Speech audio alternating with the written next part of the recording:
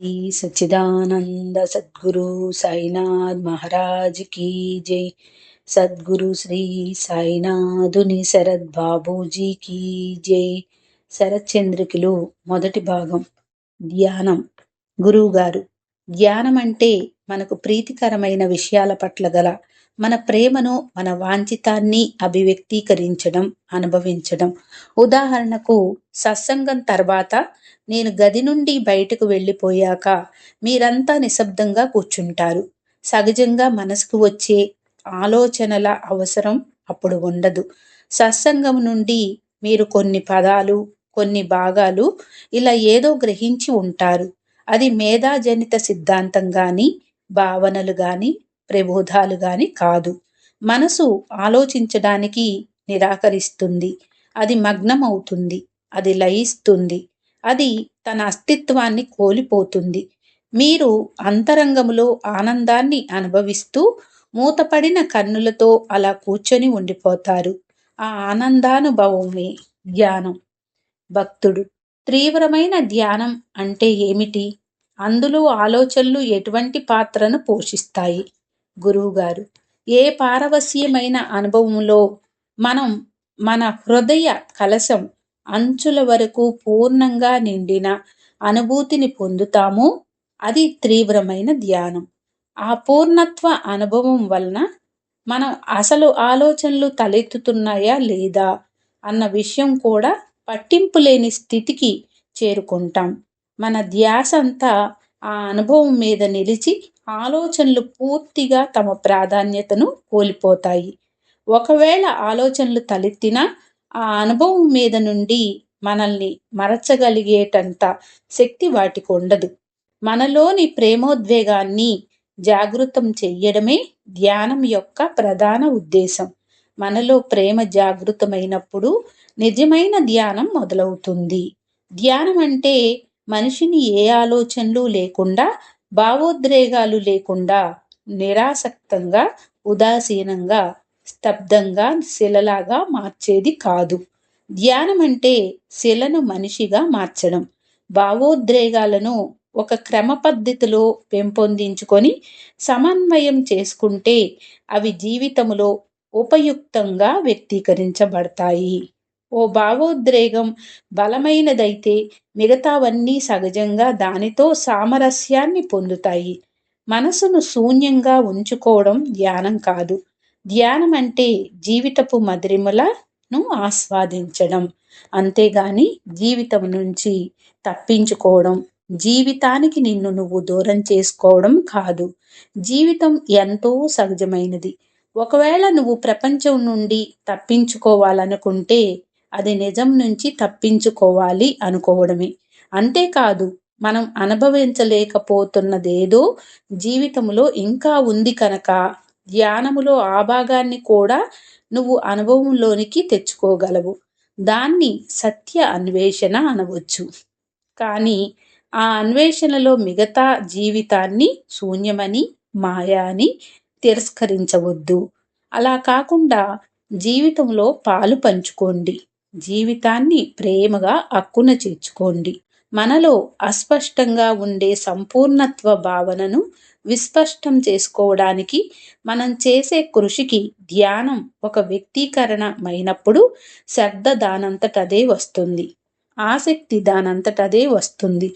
మనకు లక్ష్యం పట్ల ప్రేమ ఉన్నప్పుడు దాని ఒకానొక పర్యవసాన లేదా లక్షణం శ్రద్ధ మందకొడిగా నిరాసక్తంగా కూర్చొని గడియారాన్ని చూస్తూ సమయాన్ని గమనించడం, ఇది కాదు శ్రద్ధ। శ్రద్ధ ఆసక్తులు ఉంటే 2-3 గంటలు కూర్చున్నా మీరు గడియారాన్ని గమనించరు। భక్తుడు: ధ్యానానికి కూర్చున్నప్పుడు మేము ఏదైనా పద్ధతిని అనుసరించాలా? గురువుగారు: అవసరం లేదు, అలా కూర్చొని దానిలోని అనుభవాన్ని అనుభవించండి। అసలు ఆ ఆనందాన్ని అనుభవించడమే నిజమైన ధ్యానం। ఒకవేళ మనసు చంచలంగా ఉంటే మీకు నచ్చిన మార్గాలలో బాబా మీద లగ్నం చేయడానికి ప్రయత్నించండి। అది బాబా నామస్మరణ కావచ్చు, లేదా బాబా గురించి చింతన చేయడం కావచ్చు। ఇలా ఏదైనా సరే నువ్వు ధ్యానం చేస్తున్నావన్న ఎరుకలో కూడా లేనటువంటి సమయం ఆసన్నమవ్వడమే సరి అయిన ధ్యానం అంటే. అది ఎలా ఉంటుందంటే, నీకు బాగా ఆకలి వేస్తుంది. చుట్టుప్రక్కల ఎక్కడా రెస్టారెంట్ లేదు.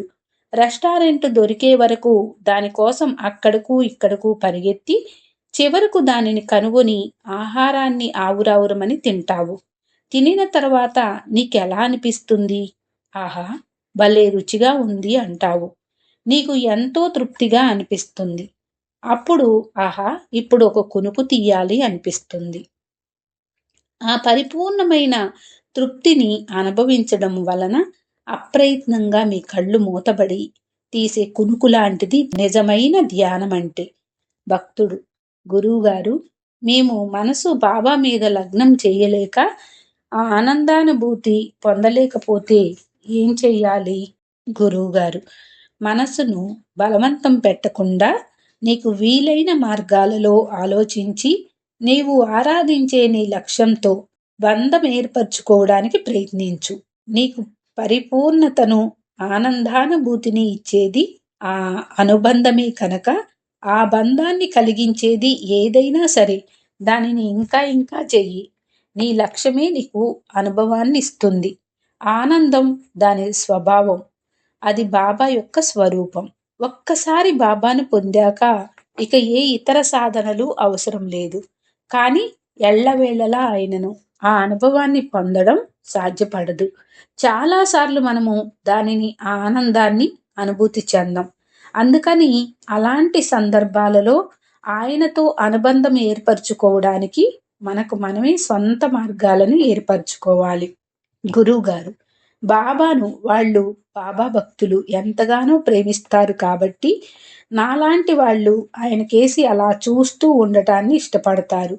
ఎప్పుడూ ఆయన బాబా ఊసులో, ఆయన ధ్యాసలో గడపడాన్ని ఇష్టపడతారు. అది మినహా వారు మనస్పూర్వకంగా మరేదీ చెయ్యలేరు. ఆయన సాంగత్యాన్ని కాంక్షిస్తారు కాబట్టి వారు తదన్యమైనదేదీ చెయ్యలేరు. వీరికి తమ ప్రేమ ధ్యానించడం కోసమో, మననం చేసుకోవడానికో, లేక నామం చేసుకోవడానికో, ఇలా ఏదో చెయ్యడానికి చేసే ప్రయత్నమో మార్గమో కాదు. వాళ్లకు ఇవన్నీ ఒక లక్ష్యాన్ని సాధించడానికి చేసే ఆధ్యాత్మిక సాధన మార్గాలు కావు. వాళ్ళ ప్రేమకు వ్యక్తీకరణలు మాత్రమే. ఆధ్యాత్మిక సాధనలన్నీ అలాగే జరగాలి. నా అభిప్రాయం అది. ఇంకా మనం బాబా నుండి పొందే ఆ చరమ లక్ష్యమైన ఆ పూర్ణత్వం నేరుగా వీటి మీద ఆధారపడి లేదు. నువ్వు నాపై 4 గంటలు ధ్యానం చేశావు కాబట్టి నీకు ఆనందాన్ని ఇస్తాను అని ఉండదు. ప్రత్యక్షంగా దీనికి దానికి ఎటువంటి సంబంధము లేదు. ఎందుకంటే వారికి అది ఏదో పొందడానికి చేసే సాధనం కాదు. బాబా పట్ల వాళ్లకు గల ప్రేమకు సహజమైన వ్యక్తీకరణ మాత్రమే. తాము స్వీకరించడానికి సిద్ధమైన తక్షణము బాబా ఇస్తారని వాళ్ళకి తెలుసు. మనలో ప్రేమ ఉన్నంత వరకు ధ్యానం సహజంగా జరుగుతుంది. అప్పుడు 1 గంట సేపు అలా కూర్చొని బాబా కేసి చూస్తూ ఉండటం మాత్రమే కాకుండా రోజులో మనం చేసే ప్రతి పని మన ప్రేమను అభివ్యక్తీకరిస్తుంది. ఆ ప్రేమను వ్యక్తీకరించడానికి చాలా మార్గాలున్నాయి. ఉన్న మార్గాలలో ధ్యానం కూడా ఒకటి. మనం చేసే ప్రతి పని మనలోని ప్రేమానుభవాన్ని వ్యక్తీకరిస్తున్నప్పుడు ప్రతిదీ ధ్యానంలో భాగమే అవుతుంది. మీరు దృష్టిని బాబాపై కేంద్రీకరించి నిశ్చలంగా 24 గంటలు కూర్చొని ఉండలేరు కనుక మీకు ఇంకా ఏదో కావాలి. విచలితం చేసే విషయ వాసనలు, ఆకర్షణలు చాలా ఉన్నాయి కాబట్టి శరీరానికి కొంత పని అవసరం. క్రమేణా ఈ విషయ వాసనలన్నిటినీ ఒక క్రమ పద్ధతిలోనికి తీసుకొని వచ్చి చివరకు మనం చేసే పనులు బాబాకు సంబంధించి ఉండేటట్లు చెయ్యడమే దీనికి పరిష్కారం.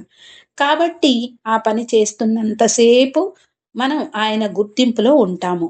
ఇంకా ఆయనను స్మరించుకుంటూ బాబా కోసం చేస్తున్నాం, బాబాకు చేస్తున్నాం అన్న సంతృప్తిని అనుభవిస్తాం. మనసు కాస్త కుదుట పడ్డాక మళ్ళీ అలా కూర్చొని వీలైనంతసేపు ఆనందాన్ని అనుభవిస్తాం. కాసేపటి తర్వాత మళ్ళీ మనసు చంచలమవడం ప్రారంభమవుతుంది. అప్పుడు మళ్ళీ కొంత పని అవసరమవుతుంది. ఈ విధంగా చేస్తూ పోవడం ద్వారా ధ్యానము నిశ్చలంగా కూర్చునే సమయాలు ఎక్కువ అవుతూ ఇక ధ్యానం నుండి బయటకు రావాల్సిన అవసరం లేని స్థితికి చేరుకుంటాం. అసలు కదలడమే అవసరం లేనప్పుడు ధ్యానంలో కూర్చున్నా లేక ధ్యానం నుంచి లేచినా అది పట్టించుకోవాల్సిన విషయం కాదు. అప్పుడు రెండూ ఒకటే. కానీ ఇక్కడ ముఖ్యమైన విషయం ఏమిటంటే చాలామంది ధ్యానంలో ఏం చేస్తున్నాం అనే విషయంలో ఎక్కువ జాగ్రత్తలు తీసుకుంటారు. కానీ వెలుపల ఏం చేస్తున్నాం అనే విషయాన్ని పెద్దగా పట్టించుకోరు. వాళ్ళే తర్వాత మేం గత 2, 5 లేదా 10 సంవత్సరాలుగా ధ్యానం చేస్తున్నాం, జపం చేస్తున్నాం, కానీ ఏమీ జరగలేదు అని అంటారు. దీనికి కారణం ఏమిటంటే వాళ్ళు ధ్యాన సమయంలో ఏం చేస్తున్నారో దాని గురించి మాత్రమే జాగ్రత్త వహిస్తారు. కానీ నేను చెప్తున్నాను, నువ్వు ధ్యానంలో చేసేటటువంటి దాన్ని నిలబెట్టేది, చెడగొట్టేది, నిర్ణయించేది లేదా మార్చేది మాత్రం నువ్వు ధ్యానానికి వెలుపల ఏం చేస్తున్నావో అది. సాధారణంగా ఎవరు దానిని గురించి జాగ్రత్త వహించరు. ధ్యానానికి వెలుపల ఏం చేస్తున్నాం అనే విషయంపై దృష్టి పెడితే నువ్వు ధ్యానంలో పెద్దగా శ్రమించాల్సిన అవసరమే ఉండదు. ధ్యానం సహజంగా సిద్ధిస్తుంది. ఇంకా ఇంకా బాబాను కేంద్రంగా చేసుకోవడం ద్వారా రోజంతా మీ నిత్యకృత్యాలను అర్థవంతంగా సంతృప్తిగా ఉండేలా ప్రయత్నించండి. అలా చేయండి. అప్పుడు ధ్యానానికి ఎలా కూర్చుంటారో ఆ అనుభవం ఎలా ఉంటుందో చూడండి. భక్తుడు: మనం నిజంగా ధ్యానిస్తున్నామా లేక ఊరికి కళ్ళు మూసుకొని కూర్చొని ఉన్నామా అని ఎలా తెలుసుకోవడం? గురువుగారు: నువ్వు ఫలాన్ని బట్టి చెట్టుని నిర్ణయిస్తావు. నువ్వు ధ్యానానికి వెలుపల ఏం చేస్తున్నావో అనే విషయమే నీకు తెలియజేస్తుంది. వేరే పరీక్షలేవీ అవసరము లేదు. నీ ముంజేతిని చూడడానికి నీకు అర్థం అక్కర్లేదు. నీ రోజువారీ జీవితంలో ఏం చేస్తున్నావో అనే దానిని బట్టి నీ ధ్యానం ఎంత నాణ్యమైనదో కనిపిస్తుంది. మన గమ్యాన్ని చేరుకునేంత వరకు ధ్యానం చేయడం, ప్రపంచములో పనిచేయడం రెండూ సాధనే అవుతాయి. ధ్యానాన్ని మీరు కళ్ళు మూసుకొని కూర్చునే సమయం వరకే పరిమితం చెయ్యకండి. ఎందుకంటే అది మీ జీవితంలో ఓ భాగం మాత్రమే. జీవితం అంటే అది మాత్రమే కాదు. ధ్యానాన్ని మీ జీవితంలో ఒక భాగం చేసుకోవడమే కాకుండా మీ జీవితం మొత్తాన్ని మీ ధ్యానంలో భాగం చేసుకోండి. అది ఎలా? బాబా నన్ను ఆనంద స్వరూపంగా ధ్యానించు. అది నీకు సాధ్యపడకపోతే ఇక్కడ నీవు రోజూ చూసే నా ఈ రూపాన్ని ధ్యానించు అని అన్నారు. ఆయన తొలి ప్రాధాన్యత మాత్రం జీవితపు మధురిమ, జీవిత సారము అయిన ఆనందమే. ఏదైనా విషయాన్ని మీరు ఆస్వాదిస్తున్నప్పుడు ధ్యాన లక్షణాలన్నీ సంప్రాప్తమవుతాయి. మంచి రుచికరమైన పదార్థాలను రుచి చూస్తున్నప్పుడు మన కళ్ళు ఎందుకు మూతపడతాయి?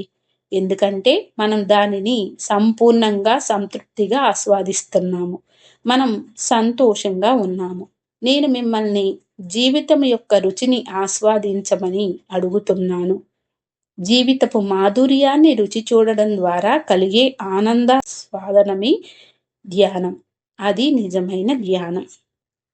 శ్రీ సచ్చిదానంద సద్గురు సాయినాథ్ మహారాజ్ కీ జై. సద్గురు శ్రీ సాయినాథుని శరత్ బాబూజీ కీ జై.